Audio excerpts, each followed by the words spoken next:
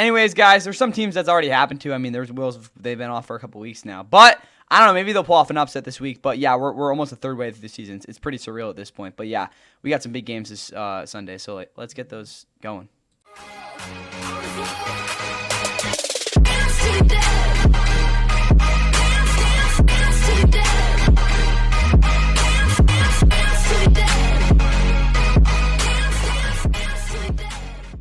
And with that, what is going on, guys? Welcome back to the Fun NFL. Please like and subscribe. Hope you guys enjoy the NFL Week 6 Sunday predictions, as we will be going through every single game this Sunday, and I will be giving you guys all my picks from all the games. Again, if you didn't already know, there are two teams on a bye this week. That is the Texans and the Vikings. So fans of those two teams, and you're wondering why they're not featured here or on the Monday night one, well, I mean, I hope you already know they're not playing on Monday night. But, yeah, they're not. Those are two teams on a bye this week, so they're not really playing. Anyway, though, we do have our second of 3 London games today, as well as we'll get into the early window. Then, again, we'll get into late window, and then, again, Sunday Night Football as well here for this Sunday. But anyway, first game we will be talking about is, like I said, the second of 3 London games. This one being the Broncos and the Jets. Broncos coming off their biggest win of the season. Absolutely, again, stunning the Eagles late with that 18-point fourth quarter after being down 17-3 going into that. They moved to 3-2 with their second straight win. Again, if you didn't know, they lost 2 heartbreakers before these past 2 weeks. But they head, again, across the pond here to London. Again, face off against the Jets team, who has not had a great season. They're the only winless team coming into this week at 0-5. They have not really been that competitive either. They got blown out last week by the Cowboys. Their defense really just kind of showed out and how good they actually are. And offensively, they haven't really been able to move the football too consistently either. But nonetheless, this is a game that, again, I don't know, maybe it's a trap one. They haven't played in London, and I'm not mistaken, a really long. No, 2021 was the last time they played here. It's been a minute, but these two teams play pretty regularly. I don't think they played last year, if I'm not mistaken, but they played in 2022 and 2023. The Broncos won both of those. The Jets won 16-9. Yeah, nice score there in 2022, and I think the Broncos won in 2023, if I'm not mistaken. Maybe the Jets won that one too. So I guess the Jets have their number pretty recently. But this game will be at 9:30 in the morning on NFL Network, and Teen Crumpets and all that. NFL Plus will have this as well. Again, coverage starts at like the crack of dawn Eastern time. Again, if you want to watch this on the West Coast, I feel bad for you. And then again, there'll be a little bit of a post game before they get the shenanigans going. Weather for this game, we're going to go in local time here in London. 61 degrees, 6-mile-per-hour winds. It's at the Northumberland Development Project. I do not know what Premier League team plays there, but probably not a great one. The stadium wasn't the greatest last time I looked at it. I'm joking, though. Announcing this game will be Rich Eisen, Kurt Warner, and Sarah Walsh, show NFL Network crew, again, on this game after, again, we had Kevin Burkhardt and it was Kenny Albert last week, right? Something random like that. Anyway, though, for the Broncos, their starting lineup, you have Bo Nix at quarterback, J.K. Dobbins, R.J. Harvey are in the backfield, with Courtland Sutton, Troy Franklin, Marvin Mims, a receiver. Outside that, though, Ingram's a tight end, Adam Prentice is back at fullback. Offensive line is healthy.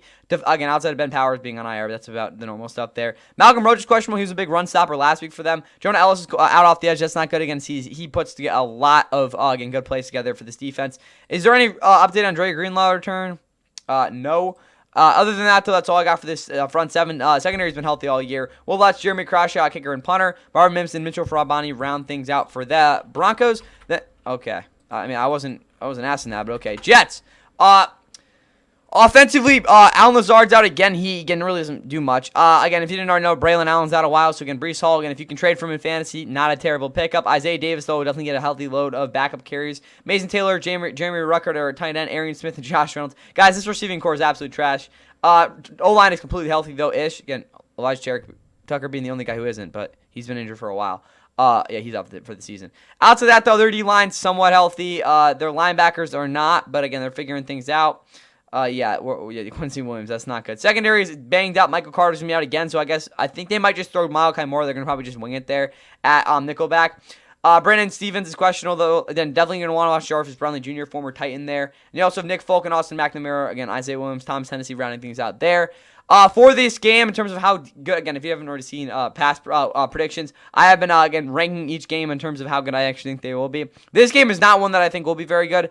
I'm going to put it in decent, though, because I do see some sort of, again, trap game-ish again, shenanigans going around. Again, just for the fact that the Jets are winless, it's going to make this one a little bit more, again, intriguing in that sense. But nonetheless, who do I actually have winning this game? I should have picked the Broncos for my eliminator. I'm pissed that I picked the Eagles. I've not been a good year in terms of predictions as well. So again, take these with a grain of salt. But still, I have the Broncos in this one. What are we going to say? 27-13. I think that's a pretty solid prediction there. That's what I got there. Now let's get into our early window back in the U.S.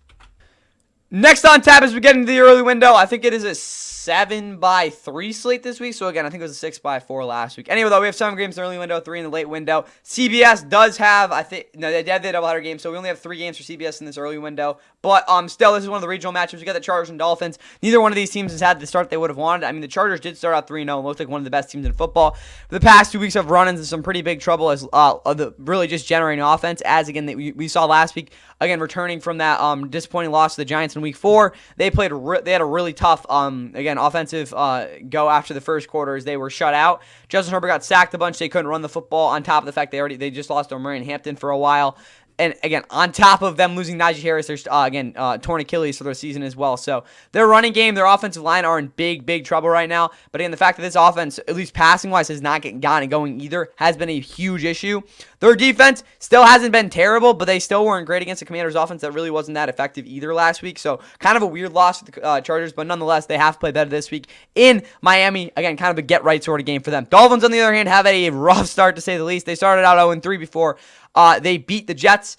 Again, on not even 2 weeks ago, again, to get their first win of the season. But last week, they blew a 17-0, middle of the second quarter lead against the Panthers, ended up falling in that game. It was pretty pathetic in a lot of ways. Their defense really didn't show much fight. Offensively, they couldn't run the ball. It was a lot of just Tua kind of doing what he was supposed to. And the fact they didn't have Tyreek Hill was definitely glaring in that game as well. But nonetheless, the Chargers haven't been to Miami, if I'm not mistaken, since, I can't even tell you, maybe 2020. They played definitely a couple times. I think they played in 2022, maybe was the last time they played. They don't play too often, but in that game, the Chargers won that one 29-21. And then the last time they played, if I'm not mistaken, the Chargers won that one 23-17 too. So I guess they have some luck against them. I don't think they played since then. I might be wrong on that though. This game though will be at 1 o'clock on CBS, Envo Plus, and Paramount Plus are the ways you can stream this game. Weather for Miami, again, pretty decent, 83 degrees, a little bit of wind, mostly sunny, so not the worst weather by any means for this game. Andrew Catalon, Charles Davis, Jason McCourty, AJ Ross will be on the call for this one as well. If you look at the map here, it's going to be in blue. You get actually a really decent amount of the country. Technically, it's not national TV, but a lot of the country's getting this game considering it's only a 3-game window. For the Chargers, though, you do have Justin Herbert at quarterback. Hassan Haskins will get the start. Kamani Valdo, a guy who, again, stepped up for them last year in Week 6 against the Broncos, will definitely get some good luck. Ladd McConkey, who is yet to get it going this year, will start. Quentin Johnson, that would be a big loss if he is out. Keenan Allen, Trey Harris are also there, though. Keenan Allen, again setting that reception record last week. Will Disley, Oren Arando, Gatson are going to be asked to do a lot. Scott Matlock's questionable. Jaw is out again. Trey Pipkins, their backup right tackle, is out.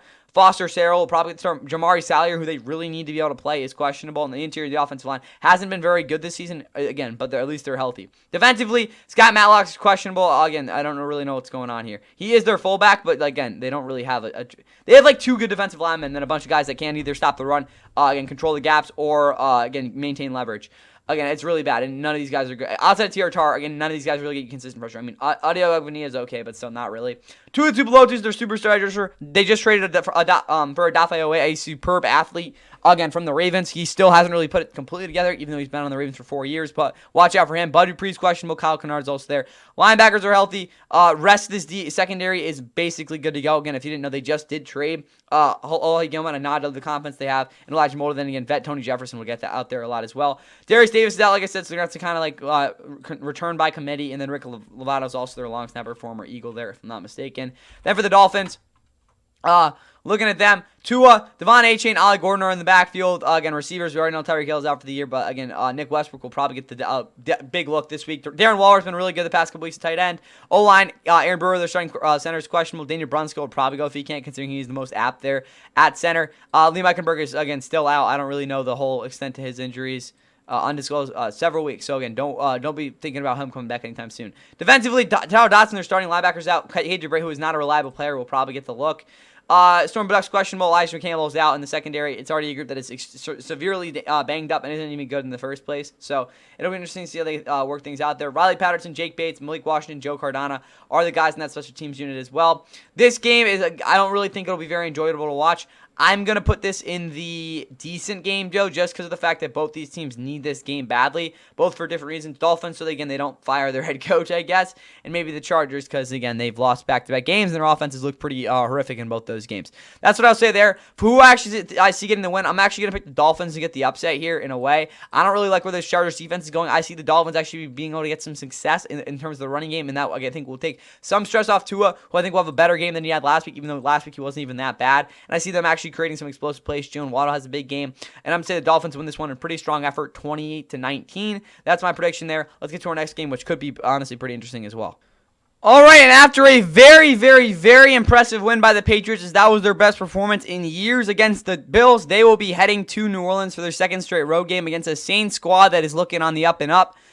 For the Patriots, though, like I said, huge win against the Bills last week to hand them their first loss. Offensively, they were very, very fun to watch, as their running game was a very good stabilizer for an offense, again, led by Drake May, that was really able to push the ball over the middle of the field and out on the outside.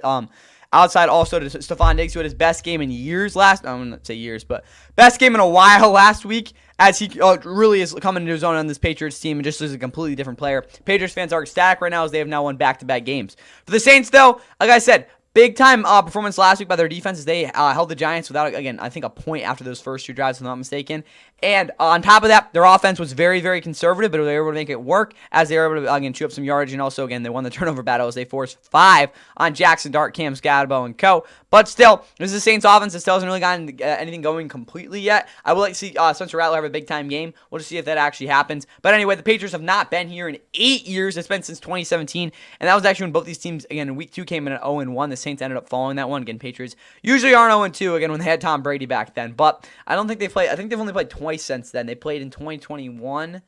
I can't really. Oh, that was in New England. Or no, not at Gillette, and the Saints won that one 28-13, and they also won in Gillette in 2023, 34-0. So Patriots haven't really had the competitive advantage the last 2 meetings, but still, we'll see this game. Hopefully, it'll be closer. This game will be at 1 o'clock on CBS, Envo Plus, and Paramount Plus will be the ways you can stream this game. Again, if you do need to do that. Spiro Diaz, Adam Archuleta, DJ King Obala, so CBS is like 3rd or 4th team calling this game. Or no, it's more like 4th or 5th. But still, it's going to be in green, so again, it has the least amount of coverage among early window games, but that really isn't saying that much. It's still a pretty decent amount of the country. For the Patriots, though, they have Drake May at quarterback, Ramondre Stevenson, and Travion Henderson are in the backfield. Receivers are completely healthy. Jack Westover is the fullback. Outside of that, though, the O-line is pretty much healthy. Kayshon Boutte has quietly put up some decent numbers the past couple weeks. I mean, you're not going to be like, 3 for 43, 1 catch for 18 yards. So maybe not that great, and at least in the Panthers game. But still, he had solid numbers last week. But anyway, if we can get off this. Thank you. Okay, there we go. O-line's healthy. Defensively, nothing really staying out too much outside Keon White being out. They're going to really need a guy like Harold Leonard to continue the efficiency he's been able to put up the past couple of weeks. Anthony Jenkins is out again. They're against star run defender-ish. Marte Mapu's questionable as well. Their linebackers are healthy, though, at least starters. Jalen Hawkins is out. Thank God Kyle Duggar will start.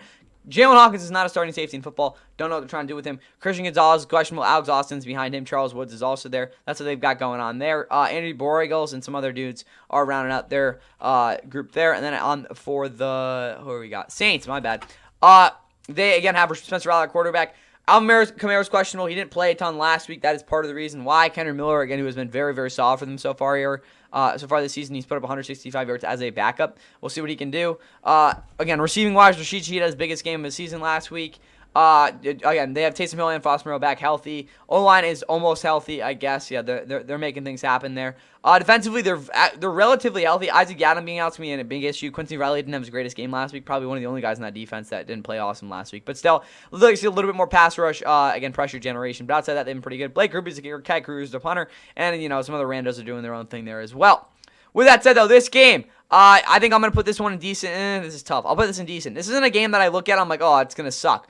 I think this will be a close game. I think there'll be some pretty decent football. Again, the Saints don't really, give this game any generosity, but with how the Patriots are playing, I think, the Saints coming off a pretty solid win last week, you got to give both these teams a little bit of credit. Again, they both been relatively competitive this year in their own ways, so for that reason, I'm going to put this game in decent, despite maybe it not being the most intriguing matchup this week. For who's going to win it, I'm going to say the Patriots continue rolling. I say it'll be a close game. They might get tripped up a little bit, but they figure out a way to win, 19-16. Should be a pretty solid game. Hope it actually is that. Now let's get into a couple other games that, have definitely a little bit more to it than just this one. Oh, baby. Yeah, this is going to be an interesting game as the Arizona Cardinals, off of the worst loss any team has had this year, will be heading to Indy to take on the hottest team in football in the Indianapolis Colts. For the Cardinals, I just said it. I cannot believe this actually happened. They were up 21-6 in the fourth, something like that, against the quarter against the Titans. Again, they were a 71-yard Amari DiMarcano touchdown away from, going up 28-6 and that game being a blowout, which it should have been. But DiMarcano ended up farting the ball out of his butt, and then Jonathan Gannon crashing out on him, then getting fined, and not really good things happening. That was after really the game ended and stuff. But still, they ended up blowing that lead and losing to the Titans. And anytime you lose to the Titans, there's probably a reason for that. And for the Cardinals, it's because you suck. I'm actually still. How did that even happen? There's just so many plays in that game like that just needed to happen for that to happen. But still, Cardinals fans, at least you know your team is an absolute trash. But I mean, maybe. Again, if you guys roll over and die against the Colts, that'll probably happen. But this is a Colts team on the other side that has looked really, really freaking good. Outside of that one game against the Rams where they had a couple unlucky plays at Donnie Mitchell, this has been the best team in the NFL realistically in terms of, again, high level of play, as they absolutely dismantled the Raiders last week. They've scored over 40 points in 2 out of their last 3 games. They have been really freaking good. Indiana Jones and all, he'll probably slay the dragon in the car. Again, the Cardinals aren't really much of a dragon, but you get the point there. The Cardinals haven't been here since 2017 as well. That's probably a good thing to mention. They did play in 2021. That was on Christmas. The Colts won that one 22-16. If I'm not mistaken, that's the last time they've actually played, so it's definitely been a minute. But for both these teams, it should be a pretty good game overall. This one, though, will be at 1 o'clock on Fox. My bad. It's on Fox. It'll also be streaming on Fox One if you do have it. There's like a bunch of different bundles and crap that you can watch on NFL Plus if it is in your area and stuff like that. We look at this. Kevin Kluger, Daryl Johnson, Allison Williams doing the call for this game. I think that's what's going to be going on. We'll see. Map-wise, that's not the right map. This is the right map. It is going to be in orange. I'm kind of mad this isn't more of the country. It's really not much at all, as you can see right here. So I'm a little bit perplexed by that. But anyway, Cardinals starting lineup. Kyler's questionable. He had a foot injury last week, if I'm not mistaken. Was it a foot? Yeah, it was. Hopefully he doesn't play so they lose. I'm joking. We'll see what happens there. Michael Carter, Amari DiMarcano, again, he's still on the team, I guess. Bam Knight, Zonovan Knight. I haven't heard about that guy in years. I already talked about that in the recap from last week. Go check that out if you haven't heard about Week 5 yet. Zay Jones, questionable. Rest receivers are healthy. Trey McBride's great. O-line's fine. I think so, right? Yeah, we're good. Defensively, Darius Robinson's out, as well as Bilal Nichols. I didn't remember him being an edge rusher. I didn't really remember him ever being any sort of pass rusher either. But, again, that's what's going on. Walter Nolan, not mistaken, was put on the PUP list recently-ish. I have no idea. He just hasn't been talked about in a while. But this D-line is not really that healthy. Darius Robinson, if you haven't already figured out, outside of Josh Sweat, who has been a really good player this year, is their best pass rusher. Mac Wilson's questionable. Cody Simon's also questionable. Wait, what the hell? Cody Simon. Guys, there's just too many guys in this defense that I haven't heard about in years. If this loads, maybe it does. Who knows? But yeah, there we go. No, what the heck? Oh, this is a different one. My bad. That was a casual one by me. Their secondary is a little bit banged up. Garrett Williams, again, who's probably their best, one of the better nickel backers in football. I love him, but he's on IR. Max Mullen's questionable. The rest of the group is good. Denzel Burke will probably get a little bit. Sean Murphy-Bunting is still on the PUP list. Bijo Jolari, if you didn't know, was already out for the year. All right, I'm done yapping on that. Moving over to the Colts. They have Danny Dimes, the quarterback, Jonathan Taylor, G.J. Giddens are in the backfield, Michael Pittman Jr., Josh Downs, Alec Pierce, the receiver, Tyler Warren, Malai Cox are tight end. Their offensive line is basically healthy. Defensively, also basically healthy, outside of Kenny Moore being out once again, which will be a big issue, but Chris Lamons will probably start in the slot. And, 6-7, we got things going there. Michael Badgie, Rigoberto Sanchez, Anthony Gold, Luke Rhodes are on the special teams unit. And for this game, I'm going to put this in entertaining. I expect, again, if Kyler plays, this to be I won't say super high scoring, but definitely a game that is close and comes down to the wire. We'll get to the prediction in a minute, but this should be a game that is really competitive. For who wins this one, I don't see this game being one of the Cardinals unless they put up 35 points, being able to win this one pretty comfortably. The reason I say that is, again, 35 points. Like, who puts up 35 points every week? I guess the Colts do. But that's the reason why. I don't see how this defense, even though the Cardinals defense is pretty decent, is going to put together a full game, again, preventing the Colts from scoring. Rams defense, which is even more is more talented than them, wasn't even able to do that when they were at home. So I see this game being really close. I see it coming down to a game-winning field goal. Again, that does not favor the Colts, as you all know.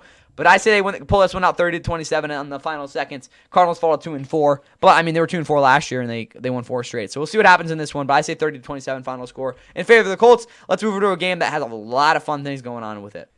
And what might as well be the best game in the early window, we have a high-octane battle as the Seattle Seahawks, coming off a really frustrating loss, take on a Duval County-led Jacksonville Jaguars, who are off to their best start since 2007, 6, something like that. It's when it's 6 or 7, one of those years. Dang it. But anyway, for the Jags, they're coming in on a short week technically, but they were home, so not really that much. As they took down the Chiefs on a fallen over by Trevor Lawrence as he was able to get in the end zone, beating out Chris Jones, who, again, admittedly didn't run on that play. We'll get more on that later when we get to that Sunday night game. Again, stick around for that. But anyway, for the Jags, huge win last week. They are on a, how many game winning streak? I don't know, like 2, 3, 4, something like, I don't even remember. Who did they lose to?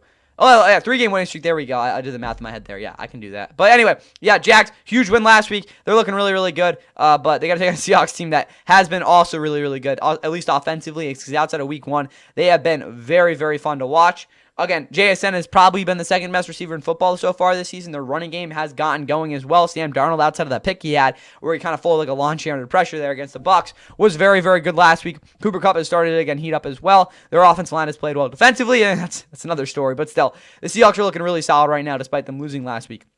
With that said, though, they have not been to Duval County since 2017. That game was crazy. Jags won that one, though, because that's the year again they went to the AFC Championship and blew it against the Patriots. Don't remember that. But anyway, other than that, that's what we've got going on in this game. This game, though, will be at 1 o'clock on Fox 1. Again, will be the way you can stream this as well. Also, I think it is fair to mention that the Trevor Lawrence has played the Seahawks. Again, he did not play well against them. Just going to make that known. But anyway, for the weather in this game, you have 75 degrees, 8-mile-per-hour winds, mostly sunny. So pretty fair weather for this game, if I must say. Announcing it will be Chris Myers, Mark Schiller, and Sarah Kustik. So that's what we've got going on there. Map-wise, it is going to be in yellow, and this is pathetic. We'll get more on the Rams game later, but again, as you can see, a decent amount of the country will be getting this game, to say the least. Seahawks, whatever, their starting lineup. They're healthy on offense. Again, Christian Haynes being the only one IR, but again, there's no really concern. Again, if you're the Seahawks offense, there's no excuse for not performing well.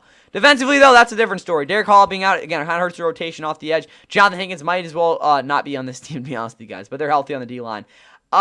Corner secondary, though, that's the big issue. Devon Witherspoon is doubtful. He's been pushed to the boundary so far this year, and it's not had a ton of success. Shaq Griffin, I'm actually shocked he's still on the league. But again, back here, will honestly probably getting the start. Nick Almonte-Ward didn't have a good performance last week, but he will probably have to play because Julian Love is not really looking too high again. He played bad in week 4, and he'll probably have to play here as well. Josh Jobe, again, will start again. He's very susceptible. Kobe Bryant is coming off a bad week as well. And week 1, their nickel right now is out. Maybe Darren Kendrick gets in a little bit as well. Nonetheless, though, this is a secondary that is extremely banged up and will probably get picked apart. Jason Myers, Michael Dixon, kicker and punter. And then you got Torrey Horton, Derek Young, Chris Stahl also there. For the Jaguars, though, offensively, Travis Etienne Jr., not the greatest game last week. Again, he still had a decent amount of yardage. What was it? He had, where are we going? What projected, what the hell? Why are we projecting stats? Like, he's in the middle of the season. Let him cook, bro. Again, preseason makes sense, but, like, what are we doing? I want to see his game log. Yeah, 49 yards. Technically his worst game of the season, but I don't think it's a little bit of a stretch there. He'll probably get more than 12 carries this week if I had to guess, if they're able to get up. But Brian Thomas and Travis Hunter, their receiver. Johnny Mutz, their starting tight end now. That's because, again, Brendan Strange was put on IR. Robert Hainsey, center's doubtful. With Jonah Monheim, the rookie, out of USC, will probably start at center. After that, though, they're going to have to figure some things out. Chuma Doga, I would probably not see at center. Defensively, Yasir Abdullah is questionable, but he doesn't even play, so I don't really care. They're going to be healthy and they're going to be good. They just traded for Greg Newsome if he didn't figure out as well, so because they need, again, Jerry Jones can't be their number one guy. Swapped him and Tyson Campbell. Very bizarre trade there. Tyson Campbell is a better player than Greg Newsome, just so you guys know. Cam Little, Logan Cook, Parker Washington, you get the story there. This game is going to go in must watch. I want to put it in game of the week. It might as well be put there, but there are bigger games this week, so I'm not going to be that ambitious like I was last week with the Seattle game. But this is going to be a brawl. It's going to be a really good game. I expect some points putting up again with how these defenses are looking, but still, should be a pretty good game. With that said, though, because of the Seahawks secondary being super injured, I still see there being some points put up, but I see the Jags actually being able to run the football, which you might be thinking is a little bit weird. But I'm going to say they win this one 24-20, grind this game out. I expect it to be a fun finish, but give me the Jags, get the 5-1 for the first time, and I don't even know how long. They're just going to keep winning, though. That's what I got there, and yeah, now let's get to a game that, again, it's a very weird predicament for Fox in the early window. And keeping it rolling here, technically this isn't a national TV game, and it might as well be, as the Dallas Cowboys did not look like that last week as they blew the doors off of a pretty bad Jet squad, putting up 37 points. Dak throws 4 touchdowns, good for me in fantasy, but I guess not good for me in general. But still, Cowboys defense played pretty decent. They didn't give up too many rushing yards as they got back to 500, as this is a very bizarre season for them so far, as their offense has put up 37 or more points in 3 out of their last 4 games, and they have looked pretty darn good. But still, they've also put up some duds too. So we'll see against the Panthers squad what they can do, who has been a little bit lackluster so far this year, but they've been able to win, again, both of their home games so far. They're 0-3 on the road. They got blown out by the Patriots in week 4. They didn't look very inspiring in week 1, and they also lost to the Cardinals barely in week 2 as well. So the Panthers have been great at home. They have not been very good on the road. Their defense has really been the reason for that as well. So we'll see how that continues to play. Offensively, they have yet to really do much of anything so far this season, to be honest with you guys. Again, we all know about Rico Dowdle, though, against his former team. That'll be fun to watch as he just put up 200 yards. Again, that's really the only thing they've been able to do on offense so far. It's been a rough year for Bryce Young and Co outside of that, though. But the Cowboys have played here the past years. They've dominated the game both times. They won 33-10 in 2023. That was one of the Deron Bland pick 6 games. Again, when he was on that tour to start with, setting the record with like 5 pick 6s in a season, something ridiculous like that.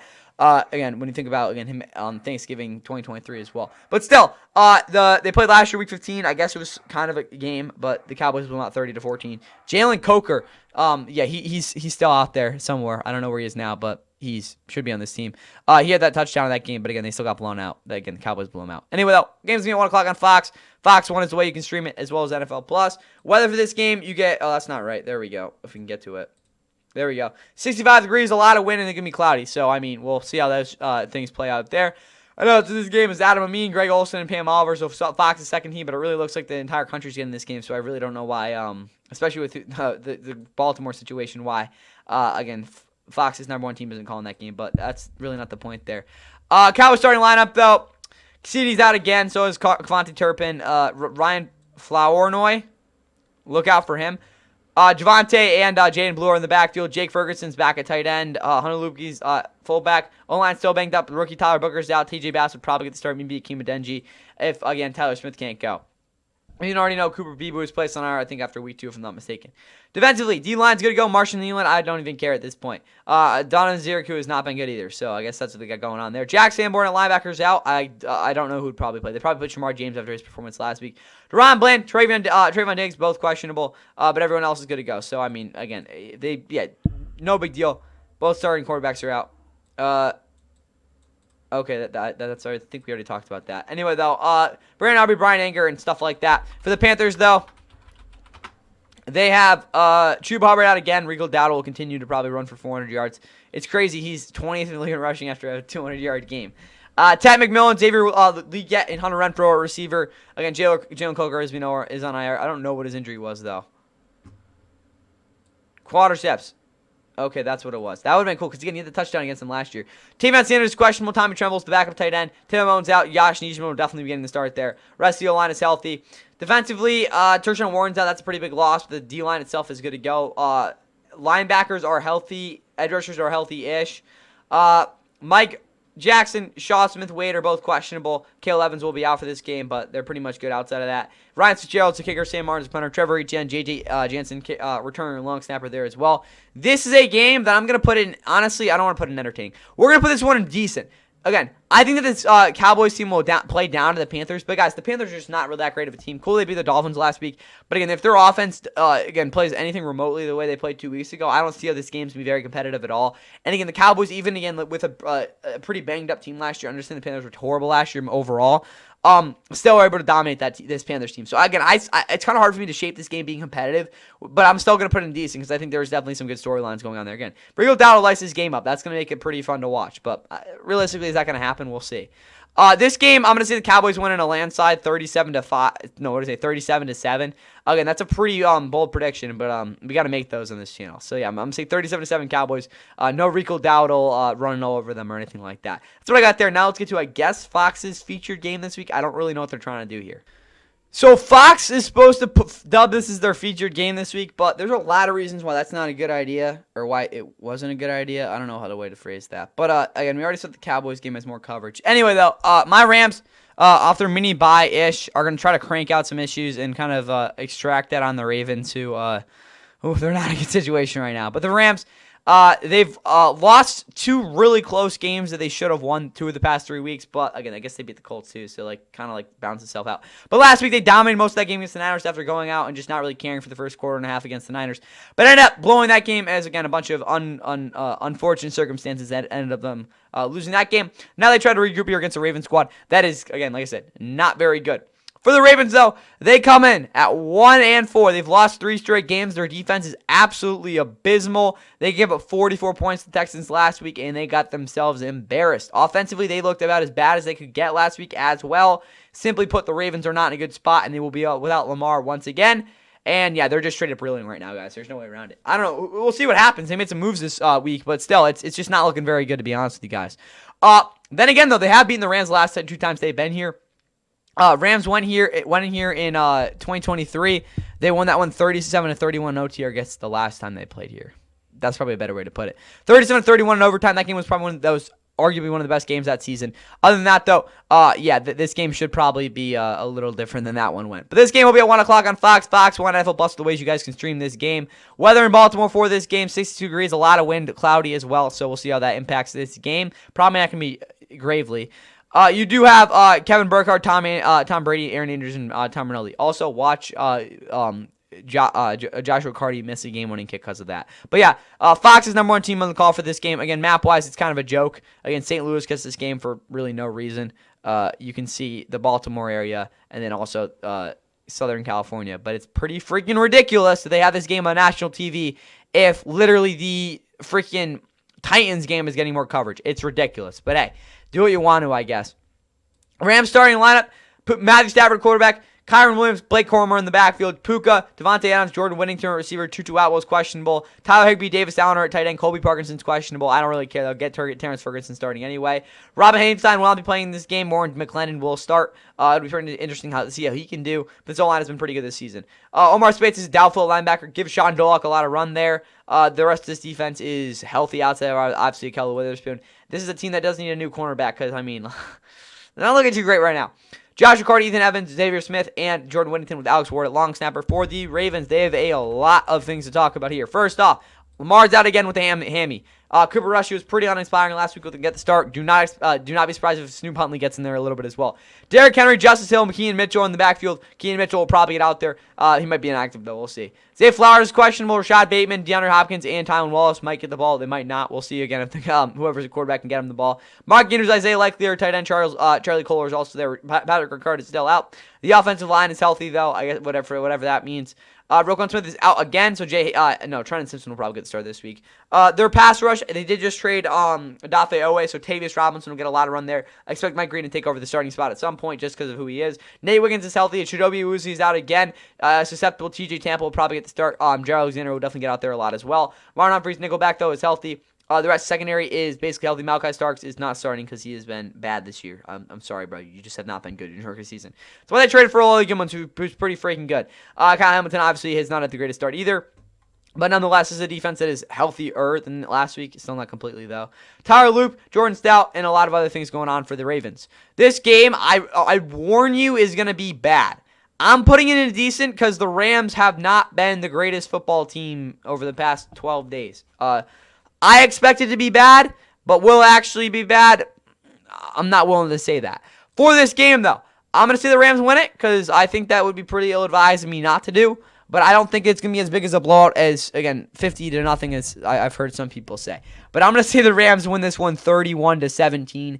Take care of business. That's all I'll say there. Now let's get to, I guess, CBS's first game of the doubleheader, but at least they have a doubleheader this week. That's all I'll say about this next one. Okay, guys, moving into our last game of the early window and CBS's first game of their doubleheader, we have a pretty interesting matchup as the 1-4 Cleveland Browns, who are spotting a very nice record, go against a Steelers team that is coming off their bye week and looking pretty on the up and up as well. For the Browns, though, they started rookie quarterback Dylan Gabriel for the first time last week in London. They come from London for this game as well, as they ended up falling to the Vikings as their offense wasn't able to, again, finish things out there on that last drive. But nonetheless, they looked a lot better offensively than they have most of the season coming into that game, as Quinshon Judkins ran pretty well. Their defense also played somewhat decent overall in that game as well. But still, they did just trade Joe Flacco, so it is all Dylan Gabriel's show. But again, unless you're a casual, you should know that Dylan Gabriel isn't the most healthy and that Shador's backing this game up. So I expect a lot of people to tune in if at any point if Dylan Gabriel gets injured. For the Steelers, though, like I said, they've been up and up. They were just in Dublin a couple weeks ago now, but again, off the bye week now. They're going to look to see if they can, again, get a pretty decent win here against the Browns, again, as they are now looking to, again, win their third straight game. Aaron Rodgers, despite being the worst graded PFF quarterback, go check that, it's legit, has been pretty decent this season. This offense has some sort of an identity for the first time in a while. Their running game still isn't really all that right now, but again, if the game will continue to play well, who knows what we'll see there. And defensively, they've been very solid the past couple weeks as well. With that said, though, the Steelers, when they hosted the Browns last week, also was in a CBS feature-ish game, and they took care of business 27-14. So I would honestly put that as, again, a benchmark for this one. But it'll be at 1 o'clock on CBS. Advo Plus, Paramount Plus are the way you guys can stream this game. Looking at the weather in Pittsburgh, it's going to be 64 degrees, decent 9-mile-per-hour winds, mostly cloudy, so nothing really too concerning there. Map-wise, we're going to have to go up a little bit, but it is in red, so again, a fair amount of the country is getting this game, to say the least. It is CBS's national game in the early window, despite there only being 3 games that you can watch on CBS here. For the Browns, though, Dylan Gabriel's a quarterback. Like I said, Shador starting. Gilbert Cleveland, I don't really know what's going on with him at this point. Maybe he's dead. Maybe he's doing his own thing. All we know is he's not practicing. That's what you got there. Quinshon Judkins, though, really fun rookie there. Running back Jerome Ford's also in the backfield. Dylan Sampson's kind of disappeared in the backfield. It's kind of crazy that he's now 9th in rushing. But Jerry Jeudy, Isaiah Bond, Jamari Thrash, Malachi Corley at receiver. I don't even know who's on this team. David Njoku's at tight end. You also have Harrod Fan in there as well. O-line is completely healthy. Defensively, though, I'm right. KJ Levison, I forgot he's their left tackle now. They brought in Cam Robinson, who's kind of been not really a good player for a while now. Defensively, though, Mike Hall Jr. is out, but the rest of the D-line is healthy. JOK is not even close to back yet. Their linebackers are healthy, though, and their secondary is, again, as healthy as they'll be the rest of the regular season. If you did not know, they swapped Greg Newsome for Tyson Campbell. He definitely provides a lot more length and a lot more boundary skill, but at the same time, he has not been really all that in now 3 years, if I'm not mistaken. Miles Harden at nickelbacker as well. For the Steelers, though, we look at them. Aaron Rodgers, quarterback. Jalen Warren, and Kenneth Gainwell in the backfield. Caleb Johnson's also lurking. DK Metcalf, a receiver. Calvin Austin's out. Roman Wilson's also there. Scotty Miller, bro. I guess you're higher in the depth chart, technically. Ben Skoronk at wide receiver. Jonnu Smith, the tight end. Connor Hayward's the fullback. The O-line is good. I mean, they're not bad, but are they good, too? I don't know.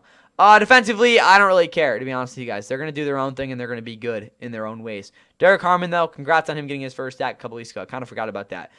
Chris Boswell, Horace Waitman, and, 6'7" for the rest of this group. This game, I'm warning you guys, is going to be bad, but just because of the fact that there is a shot that Shador Sanders gets in, I have to put it in decent.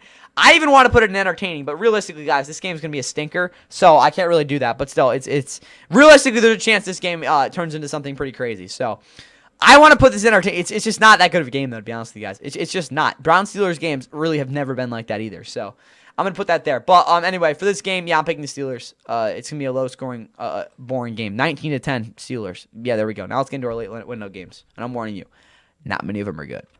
All right, late window games. There's only one game in the regional window, and it's an absolute stinker. I'm sorry, guys. There's no way to put this game. It's a tank ball. I don't want to play the animation for the tank ball anymore, but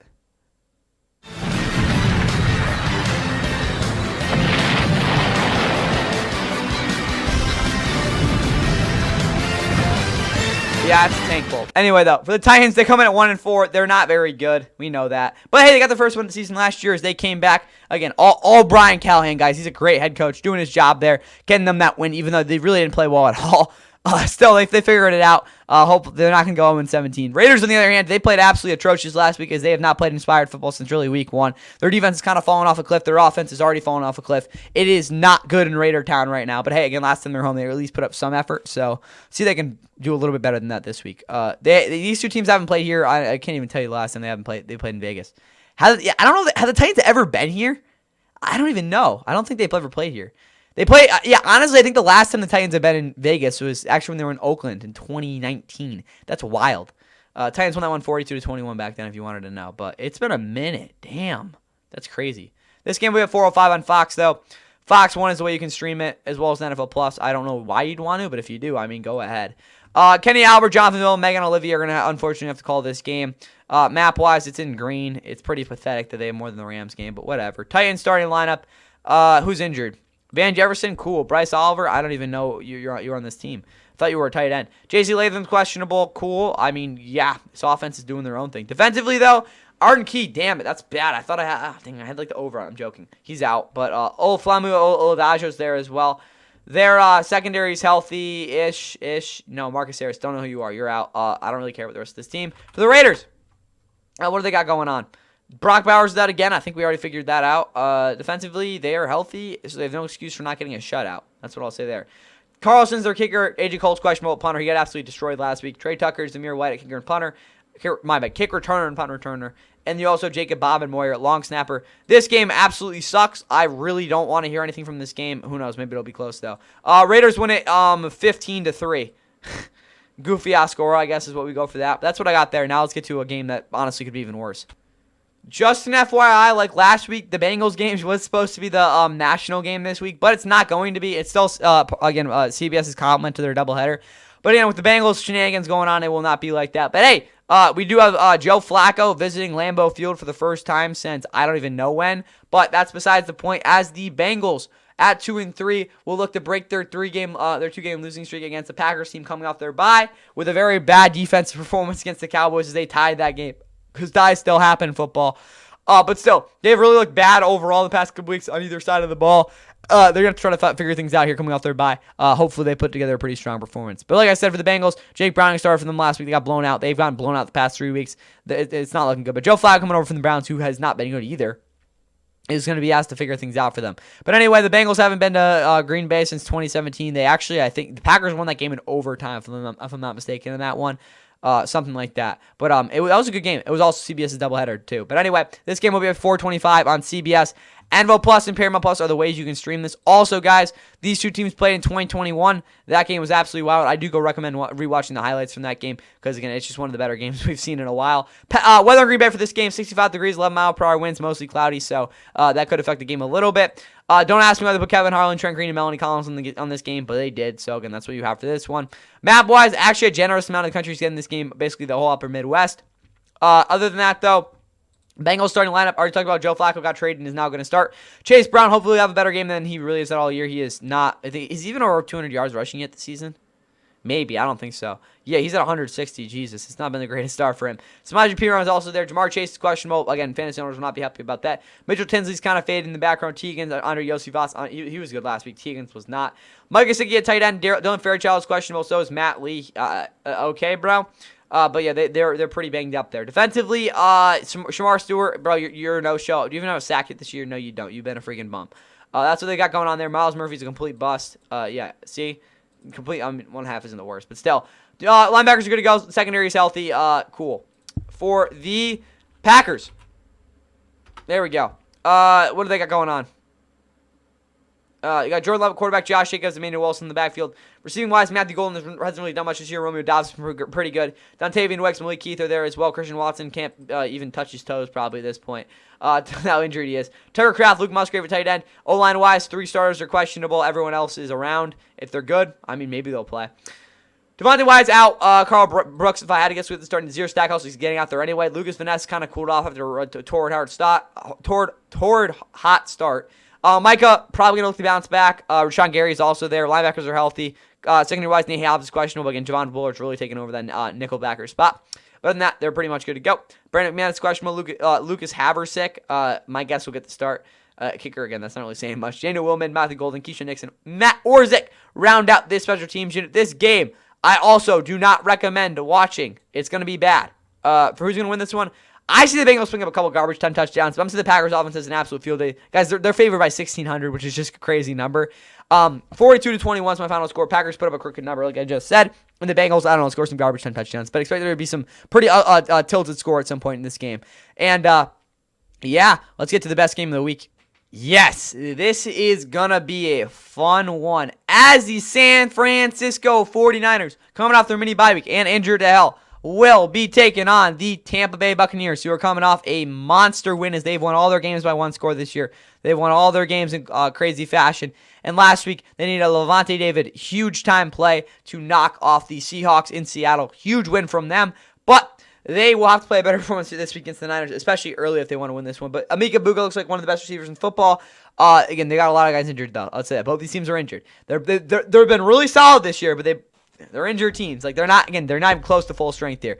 Niners won't be full strength the rest of the year either. So, yeah. But Bucks, huge win last week. Yeah, they're 4-1 for the first time in a while. No, 2021. Am I right on that? For the not Seattle. For the Niners, though, they're 4-1. They lead the NFC West. They're 3-0 in the division. They looked really, really solid against the Rams at some points in Week 5. They kind of got picked apart on that Thursday night, despite them figuring out a way to win. They just wanted that game more. They figured out a way to win, and now here they are again. Like I said, 4-1. Despite them being one of the most injured teams I've ever seen, they're figuring things out, and they're gonna have to do a little bit more than that this week if they want to again stay in this game against the Bucks. But anyway. The Niners played in San Francisco last year. That game was bonkers. They figured out a way to win at 23-20. Their season went downhill after that. But like I said, again, it matters what happened at the time, not what happened after that. I mean, it kind of does, but still. This game, again, CBS's national doubleheader game will be at 4:25 on CBS, NFL Plus, and Paramount Plus. If you are worried about a post game for this one, it's not happening. Go watch NFL Primetime or something, because again, you got 60 minutes after this. But anyway, weather in Tampa for this game, 83 degrees. You got decent wind, sunny as well. So again, if you're a Niner player coming in like thinking it's gonna be hot, well, I mean it's not really gonna be that bad. So you're probably good. Jim Nantz, Tony Romo, Tracy Wolfson, CBS's #1 team on the call for this one. Map-wise, it's obviously their national game, so again, a decent majority of the country's getting this game, despite maybe not what you might have expected, but still, again, a decent amount nonetheless. Niners starting lineup. Brock Purdy's not playing. Mac Jones is questionable. He's had a calf injury. It would be hilarious to see Adrian Martinez play in front of the whole country. But realistically, I don't know. Maybe it'll happen. CMC, hopefully he has an efficient game. Probably not going to have against this Bucs run defense.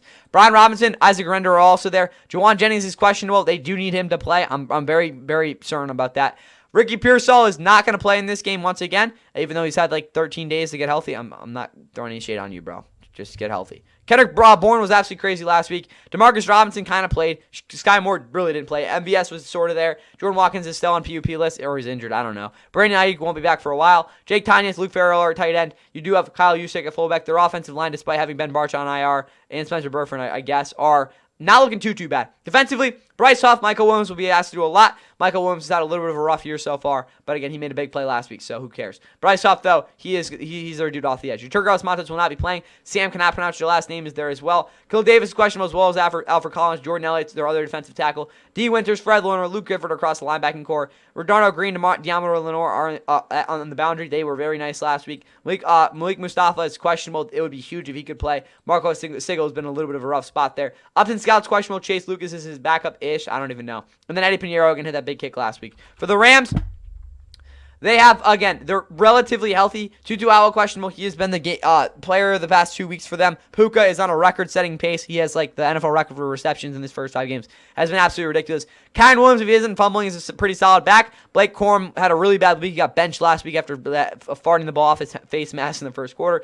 Jordan Wington's been good. Devontae has, again, been a great decoy. Decoy fantasy points, anyone. Anyway, though, Tyler Higbee at tight end. I think I already talked about this, right? Why are we on the Rams? My bad. I forgot they played them last week. Anyway, though, for the Bucs, Ducky Irving is not playing. Mike Evans and Chris Godwin was out again, but again, it's a Mika Mbuka show anyway. Sterling Shepard had the big touchdown last week. K-Dot, tight end. Payne Durham is the other guy there. O-line-wise, other than guys we already know are out for the season, they're pretty much healthy. Defensively, Benjamin Morrison's out again. That's big. Zion McCollum out. That's really big. They're not really that great right now. Clive Kansey on IR as well as David Walker. We already knew those guys, but yeah. This defense has been a little bit of an issue. Chase McLaughlin, Riley Dixon, Cameron Johnson, Sean Tucker, Evan Deckers round things out as well. But for this game, it's the game of the week, yes, but it could very well turn not into that. So I'll say there. I think our next game will be a little bit more surefire in terms of what we're going to actually see. Again, it's the injury bowl, but like realistically, this game should still be pretty fun to watch. Give me the Bucs. They're just too healthy. They're more healthy than the Niners. I don't see the Niners put up another performance like that, especially in Tampa. So a little bit of travel for Niners fans, but I'm gonna say they win this one, 29-27. It's gonna be a good game either way. Let's get into Sunday Nighter, which again, like I said, should be a little bit more guaranteed than this one.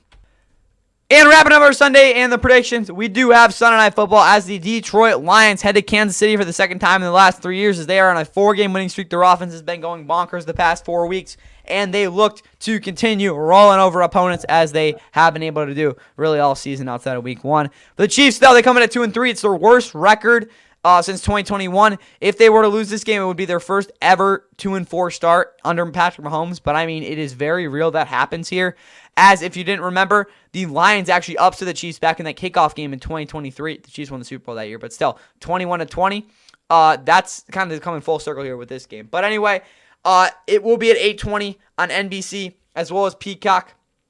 Again, you can stream with NBC Sports app as well, Football in America, all that shenanigans for this game as well. But like I said, this game is crucial for the Chiefs. This last week, coming actually in the short week, they lost to Jet and Duval in a really tough ending there. Again, Chris Jones, I'll come back to this, admitted that he did not, fully try to tackle Trevor Lawrence there. So he just kind of dove at him, which isn't a really good look for him at all. Lions on the other hand, like I said, they took care of business last week against the Bengals. A lot of big plays happened in that one. But J-Mo, where have you been? Again, I don't want to call Jameson Williams, bro, but he hasn't really been around for a while now. So we'll see what happens there.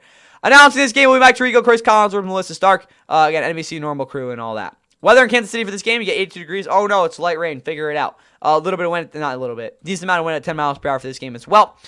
For the Lions, starting lineup, Jahmyr Gibbs, David Montgomery in the backfield, Amon-Ra, Jameson Williams. Like I said, he has not done anything the past couple weeks. I don't even know if he's at 200 receiving yards. No, he actually is. Never mind, I'll shut up on that. But still, Cleve Redmond's questionable. Isaac Tesla will probably get a lot of snaps anyway, and routes for sure. Sam Laporta, Brock Wright at tight end. Taylor Decker's out. Dan Skipper's the backup. Miles Frazier's out. The rest of the offensive line is good to go. Defensively, their D-lines, they're going to figure it out. But linebackers-wise, Zach Cunningham gets out there pretty decent. He'll be out. Secondary, though, Terry Arnold's out. Avonte Max is also out. So, again, that's an issue. Kirby Joseph and Brian Branch, the two-star safeties. Brian Branch, again, if you don't remember, in the slot for that Week 1 game in 2023, he picked off Mahomes and brought it to the house. That was the start of the Kadarius Toney debacle as well. Other than that, though, they're basically healthy. Meek Robinson's coming off a pretty tough week, though. Jake Bates is healthy, as well as Jack Fox, kicker and punter. For the Chiefs, we can get to them, the Chefs. Offensively, Rashee Rice is yet to be back, as this will be the final week he will be suspended. But they really need more big plays. The entire offense is almost completely healthy. Defensively, though, they have some issues, but realistically, they're healthy too. So figure things out is probably the best way I can say for this team. Harrison Butker, Matt Rizo, Nicky Remigio, and you also have James Winchester across the special teams unit. Pretty simply for this Lions and Chiefs teams, or the Chiefs, they got to figure out a way to win this one. But anyway, this is also a game of the week. I think it's a little bit more surefire to be a really good game than this Niners and Bucs game, despite, again, maybe not the records or the storylines coming into it. But again, the Lions are healthy, the Chiefs are healthy. I think that is a pretty good indicator for this game. But who I have actually winning this one, I have the Chiefs clutching up and getting a huge home win here. I expect points to be put up, but I see the Chiefs figure out a way to pull this one out, 33-31 on a game-winning kick. Mahomes have a monster game, and yeah, the Chiefs just figure out a way to win this one. Again, that's what we're going to have to do. And that's all I got for you guys here on my Week 6 predictions. Stick around for the recap of all this late, maybe tonight. Maybe Sunday night. We'll see how, again, probably like 1 a.m. if it was going to come out. So, well, I'll see if I can get out that early, but we'll see. At the very least, that'll be sometime on Monday. Not too late in the afternoon either. So, hopefully I can get it out late Sunday night. Probably after the game, Sunday Night Football game's over. No, definitely after Sunday Night Football game's over.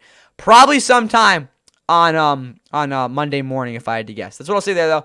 Go check out the Monday Football predictions. That'll be out sometime on Monday as well. Enjoy all these games, though, and yeah, see you around. Recap of all these games should be at sometime Monday morning, if I had to guess. Certainly needed.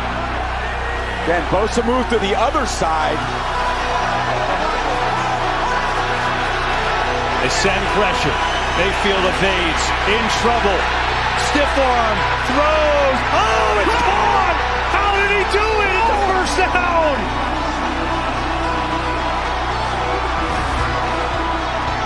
Get on the ball. They got plenty of time. Stay calm. You don't have to go very far. How did he just stiff arm Nick Bosa?